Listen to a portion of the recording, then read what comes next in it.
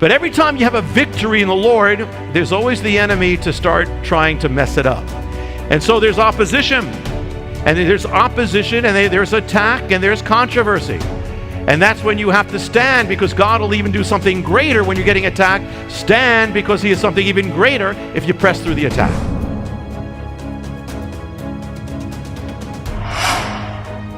There have been many controversies in church history. In the history of the, quote, organized church. It doesn't mean that they were all real believers or not, but some of the famous ones were, one was called Arianism, which held that the Messiah, while the Son of God, was not quite as divine as the Father, and wasn't eternal. Nestorianism, that Jesus, Messiah, and the Son of God were not quite the same. His humanity and his divinity were kind of separated. The Gnostics and the Docetists, which said Messiah's body was just an illusion, because they said that the physical world is evil, so it had to be an illusion that he was even here. The Messianites, that the God of the Hebrew Bible was different from the God of the New Testament. In other words, the God of, and some believers still act like that's true. The God of the Old Testament is always angry in a bad mood. The God of the New Testament, he has a change of heart. He's a nice God. Not true, not true. Pelagianism, that you could earn your way to heaven without grace, and much, much more. But the first of all controversies in the, quote, church or faith was very different. Well, this is actually the true church. This is Acts, and here it is. Acts 15, verse 1. Some men came down from Judea and began teaching the brethren, unless you are circumcised according to the custom of Moses, you cannot be saved. Okay. The year is approximately 49 AD. This is an event that is of such gigantic importance. Without this, many of you, or most of you, wouldn't be saved today. All those who come to the Messiah who are not Jewish by birth, back then had either been proselytes, meaning they had already converted, or God-fearers, and they may have already been circumcised. Only Cornelius, the Roman centurion in Caesarea, who called for Peter to come and was the first one to be baptized, only he didn't fit the pattern. But that event was apparently seen as something exceptional. Didn't fit in. Not for changing a policy. And they may have assumed that Cornelius would then go under the law and be circumcised. A persecution comes to the believers in Jerusalem, and it scatters them. Some of them end up in Antioch. In Antioch, it's Jew and Gentile. And there's no the Bible doesn't speak about a distinction. They're just there. And they start, from Antioch comes the first world mission, as we saw, Paul and Barnabas. And when Paul goes and Barnabas, for the first time, they're preaching directly to the Gentiles. It's not just, okay, we went here and then, it's kind of a side, people are coming as we seek for the Jewish people to come. But now they're going directly to the Gentiles. So this was a matter of far-reaching concern to Jerusalem. They're saying, what's going on here now? Because things are changing. It is about 19 years after the crucifixion, and to get an idea, and the resurrection. That would be like, the resurrection and the crucifixion would be like when 9/11 happened, okay? That's about 19 years ago or so. So that's where you are. That's how far they are. So here, now they went all that time, though, almost 20 years, without coming to this decision about circumcision.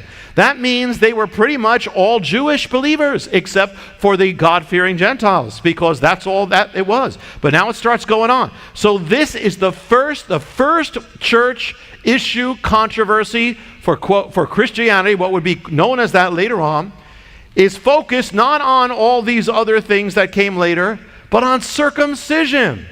That shows you right there how Jewish the faith is. The first church controversy is about circumcision. They thought that in order to become a Christian, you had to be circumcised, or you had to become Jewish by flesh. And there. So it comes all the way up to this point. Now it also shows you not only how Jewish your faith is, and it's for everybody, Jew and Gentile, but it's what God has given. But also it shows you how far things departed, because just about in the 4th century, the 300s, not that long, much long later when you look at the whole age, believers, what the church councils were saying, that any believer that still celebrated the Jewish holidays was condemned. It actually made a thing that if you celebrated Passover, you celebrate the death of Messiah, which happened on Passover, you were condemned. It was outlawed. They called them those who did the Quartodecimans, which sounds like a heresy, but it simply means the 14th day of the month. That's Passover. So see how far it went from its roots, when the very first thing was, can we let in non-Jewish people without being circumcised? Can you become a Christian without being circumcised? It comes along because of a great victory. Paul and Barnabas go out and Gentiles are coming in. But every time you have a victory in the Lord, there's always the enemy to start trying to mess it up. And so there's opposition. And there's opposition, and there's attack, and there's controversy.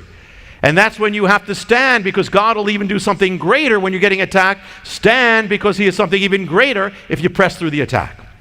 Acts 15, verse 1.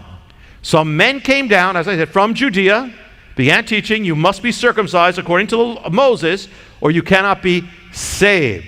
They became known. They're teaching that circumcision for men is essential for salvation. They became known as, they're called Judaizers. Interesting, because that it says something, because the New Testament is completely Jewish, but the ones who are under the law, that's what they associate, well, the Jewish people under the law, but the whole New Testament is Jewish. Verse 2.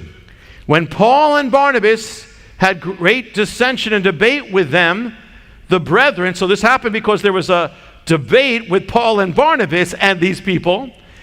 When that happened, the brethren determined that Paul and Barnabas and some others should go up to Jerusalem to the apostles and to the elders concerning the issue. So here they are, they're debating. Now, much debate is not of God, but sometimes there are debates that are of God, as long as the purpose is the love and the purposes of God, for him, not for us. So the controversy leads to the Council of Jerusalem. The first of all church councils is the Council of Jerusalem, which ultimately is going to lead to the opening up of the gospel to the world, to the nations. Paul and Barnabas are appointed to go there from Antioch, kind of representing Antioch. Paul, when he speaks, is not going to speak so much about theology, although he was a brilliant theologian. But he basically, and so in Peter, they're basically going to say what God has done. Look, guys, look at what God is doing. God is saving the Gentiles. It's bigger than what you imagine. It's interesting because it goes on when Paul, when he wrote Galatians, it might have been written before this council. So when he's talking about the law, you guys are back on the law. It may have been one of the things that were leading up to the council, because he doesn't mention the council in Galatians.